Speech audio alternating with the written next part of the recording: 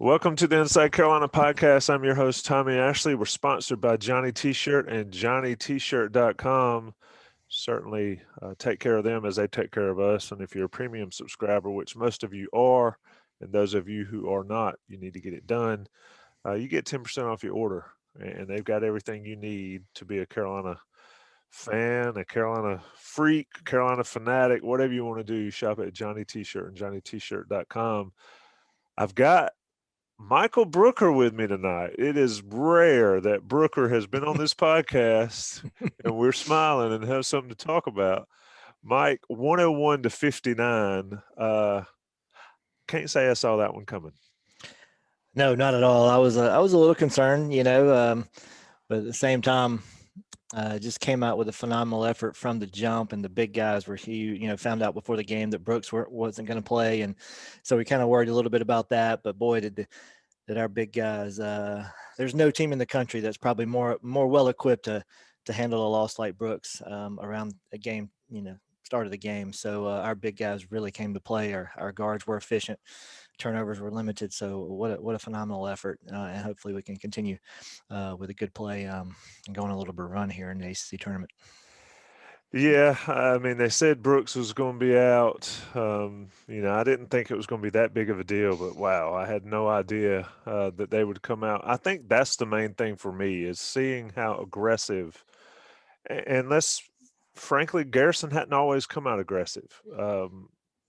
He will now after seeing his buddies do it, but Sharpe and Bacot come out straight out the gate, like you said, just as aggressive, as fired up as this team has been, and just really, really told Notre Dame from the get-go, this is what we're going to do to you. This is what we're going to do all night. Hadn't really seen Carolina do that too many times this season. No, they just abused Notre Dame on the offensive glass. Just every shot that went up, we were getting. I think we ended up with 24 offensive rebounds, and if we'd have shot it, we shot it so well in the second half that obviously they probably would have had 30 or more if we'd have shot it a little, not quite as well. But yeah, just Mondo with 20 and 13, 8 offensive boards, Sharpe with 14 and 10, 7 offensive boards, threw in 6 assists, and that's with 19 minutes. You're talking limited minutes from these guys too, and just putting up insane numbers. And then Kessler, of course, and I'm sure we'll get into more of that, but 16 points, 12 rebounds, 7 assists, almost a triple-double in just 21 minutes of action. So just a heck of an effort from the big guys. And yeah, like you said, Brooks better bring it, or he's going to be sitting a little more than he's used to if these guys keep playing like this. Exactly. Kessler's been playing, 13 to 15 minutes. He gets 21. Let's talk about him a little bit. I mean, we've seen Sharpe and we've seen Bacot, which – those guys were fantastic. But when you add the third big, and the reason I keep looking up is folks on YouTube, I'm trying to watch Kessler's interview with Roy Williams, and the size difference between Roy and Kessler is just unbelievable. But this is a kid who plays hard, and somebody tweeted about it, and it might be a little overboard, but it said it's kind of a mix between Hansbrough and Henson. Nobody's on Hansbrough's level, none. It's just not possible. But he does play as hard as any big I've seen at Carolina in quite some time. And then you add in the pterodactyl arms. I mean, tough to deal with. Could be a really special player if he stays at Carolina as long as he can. He's made so many huge strides in just a short amount of time as he's seen his minutes expand in the last few weeks. I mean, he's just taken some huge leaps and bounds, and it's been really impressive. I mean, like 16 points and 12 boards, 5 of those offensive. Like I said, 7 blocks. I mean, anything at the rim he was getting a finger on or getting a hand on. I think one possession he had multiple blocks, landed and went right back up and got another. And like I said, he's doing it in 21 minutes. I mean, stretch it out to 30. I mean, he might end up with a 20, 15, and 10, kind of a night. But super active, getting out in the passing lanes, blocking everything he can. Just like I said, he has a chance to be a really special guy if we can keep him around for another year or two. Yeah, I mean, the way that he blocks shots, and it's interesting, he blocks most of them with his left hand, but he's a righty, so he's definitely got the ability to go amphibious, as our friends, the late Charles Shackelford once said. And please, folks, I know what I said. I said amphibious on purpose. If you're young, Google Charles Shackelford. He'll let you know what I meant. But looking at him, and then you combine Bacot, and And we've talked about Bacot a lot this season, but I'm just more and more impressed with his post moves. And then with Dayron, I'll be honest with you, Brooke, I heard a lot of cash registers ringing when I was watching these bigs play tonight. Oh, no question. No question. It's going to be hard, like I said, to keep these guys on campus if they keep turning in efforts like this. But yeah, Sharpe with his, spin moves, just feeling the defense. The one spin move to the baseline where he finished at the rim, and then the other spin move in the second half where he spun to the left, his right shoulder, little right-handed hook, not a hook shot, but a little right-handed push shot after feeling the defense there. And yeah, he's impressive. I mean, obviously he's been impressive throughout the course of the year. He's just a big human being and just extremely athletic. I still don't think he realizes how strong he is sometimes. But and Bacot, I mean, like you said, just really polished post moves. Left shoulder jump hook off the glass, just really soft off glass, and goes and gets everything off the rim, and finishes around the rim. He makes his free throws. I think he was 5 for 6 tonight, I believe. At one point he was. He may have shot another one or two, but just efficient from the line and just shooting at a high clip. And so, I think at one point our guys were 18 for 28 from the field. I don't know what we ended up from the big guys, but just a really efficient effort from all three of them. Indeed, Bacot finished 6 for 7 from the free throw line after having struggled at times. 7 for 10, 7 for 10, 7 11, 7 for 11 for Kessler. So what's that? 21 for 31 from your bigs. That is as dominant as it gets, and that's without your senior leader in Garrison Brooks. But when you win 101-59, there's some other guys that made some solid plays out there, and we got to talk about Caleb Love and R.J. Davis. These guys have at times been turnover machines. Carolina with only 11 tonight, so it reckons that there will be less turnovers from those two guys. But Caleb Love, 6 assists, 1 turnover. R.J. Davis, let me see, did not have an assist, but did not have a turnover. So break even there. I think that we talked about on this podcast yesterday with Sherelle and Greg and Gregory and John Bowman that if there was an MVP and Carolina made a deep run, who would be the MVP? It's got to be one of these guys, right? It's got to be Love or Davis or even Kerwin Walton, don't you think? Yeah, I think ultimately, I think it's probably going to be Love just because he has the ball in his hand so much. He had 15 tonight, 6 assists, as you stated, four rebounds and only 1 turnover in 25 minutes. He's just becoming a lot more efficient. And I think I talked about that. We talked about that a fair amount early in the year. He was putting up some numbers, but just the efficiency wasn't there. But he's kind of turned the corner, it seems, in that area. Obviously the 2 Duke games, and then tonight he kind of carried that on from the Duke effort. RJ shot it well. I thought Anthony Harris was big tonight. He made a couple plays, the play in transition where he went between his legs and went and finished with a left hand.